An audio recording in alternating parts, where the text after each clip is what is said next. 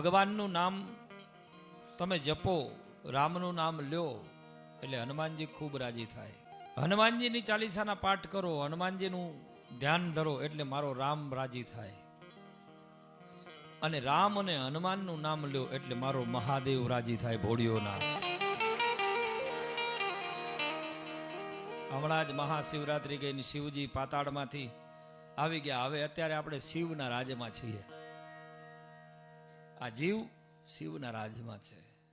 ખૂબ ભગવાનની કૃપા રહેશે. બધા જ ગ્રહો અનુકૂળ થઈ જશે. હવે જે સાનુકૂળ નહીં હોય પણ માણસના ધંધા, રોજગાર, આદિ વ્યાધિ ઉપાધિઓમાંથી નિવૃત્તિ મળશે. કેમ કે મહાદેવ કા સ્થાપન હો ગયા, મહાદેવ આ ગયે. અને મહાદેવનું જે 11મો રુદ્ર એટલે કોણ?